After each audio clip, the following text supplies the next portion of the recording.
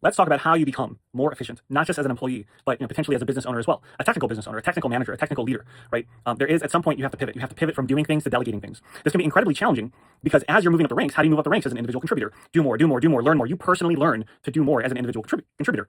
For example, I'm a software developer. I started off maybe not being able to do much other than UI enhancements, small features, small apps. It would take me a week or two to get anything done. Now I'm end-to-end, front-end, middle layers, back-end, database, security. I can handle pretty much all of it.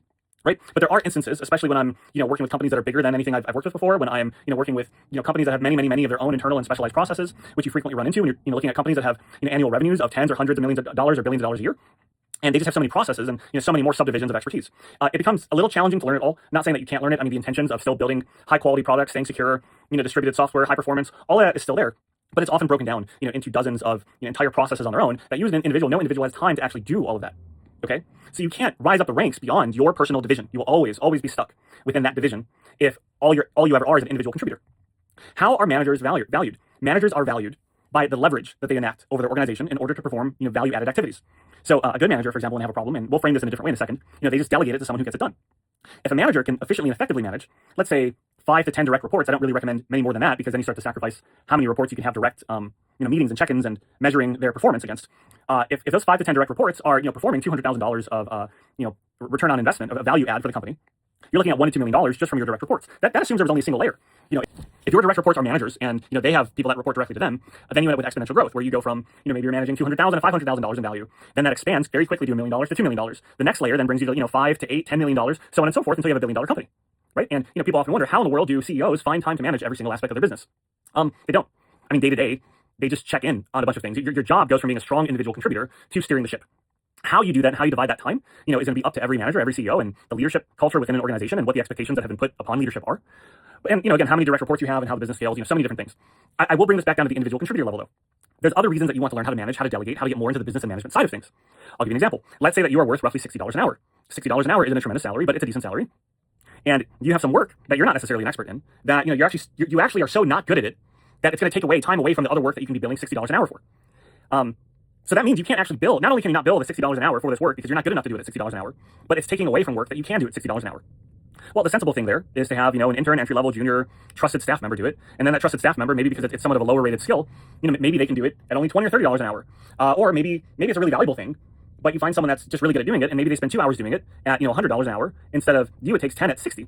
And maybe you can't even bill for all of that because the quality isn't the same. So even as an individual contributor, as you rise up to try and to have more leverage over the organization and have a greater impact, you run into these problems where you're like, man, I really should just have Clarissa or Jim or whoever do this task instead because it's just really not worth. It's literally not worth monetary wise your time or the client's time to do it. There's opportunity cost. Even if you can find a way to bill for it, there's probably other things you should be doing instead. That is the start of management. I mean, that is the principle behind how management and leverage, organizational leverage and delegation starts.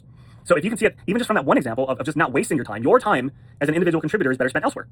Okay, that's like a middle tier. So you start individual contributor, okay, then delegating some of your work because you would rather stay individual contributor on the stuff you're good at, but you're doing a little bit of management. The next tier is, more and more management, more direct management and having direct reports. And that's when you get into that $500,000 to $1 million or $2 million a year in revenue. You have direct trusted reports that are also, largely individual contributors, maybe some small number of managers, right? So you're still very involved. You're still very close to being on the individual contributor level, but you are doing some management. The next tier beyond that is just pure management, right? You become more strategic, more steering the ship, and you let your executives and your directors and, vice presidents and all these other people do the direction and the engineering leadership, the direct oversight of these individual contributors. And then you get to decide what is most important for the organization and the organization's culture. For a lot of companies, there's rules of thumb. Some companies, half of the top executives' time is just spent checking in with their direct reports and making sure that they don't leave for other companies. Half of their time is spent, between checking in on their direct reports and interviewing. The other half is sometimes just spent thinking strategically about what the next steps are. Then you have some time for actual work and delegation. But you build up, you either build up to that or you marry into it. You can build up to it from the start, so from the ground up, building your company up and out, doing work until you can't anymore, so you start to delegate. Okay, well, that runs into issues. Maybe you find people to do some of that delegation for you, and you check fewer of the day-to-day emails and that kind of stuff, right? Or you marry into it. You get you get up into some kind of leadership position. You have a fancy degree in management, that sort of thing.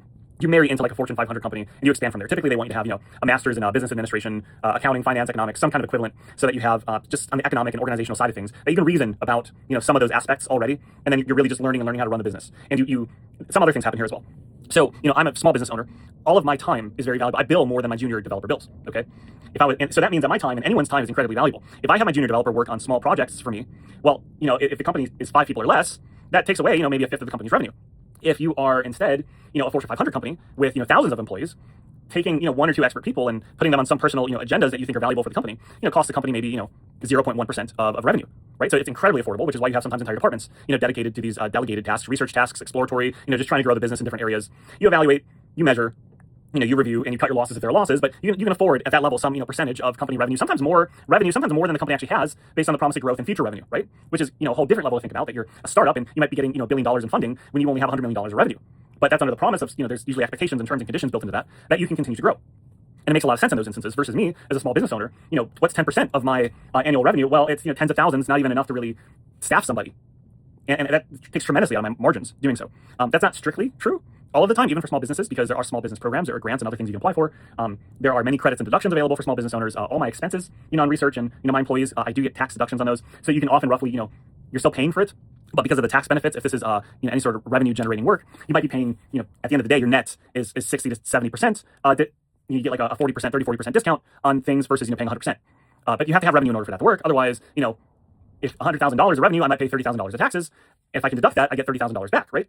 If I have $0 of revenue and I'm paying $30,000, well, there's no credits. The government doesn't just give me money, and I'm not making money, so there's no money to be taxed. And credit, there's no deductions on those taxes. 10% of $0 is just $0. So there are some tricks that you can, there are things at play that business owners get the benefits of that individual income earners don't.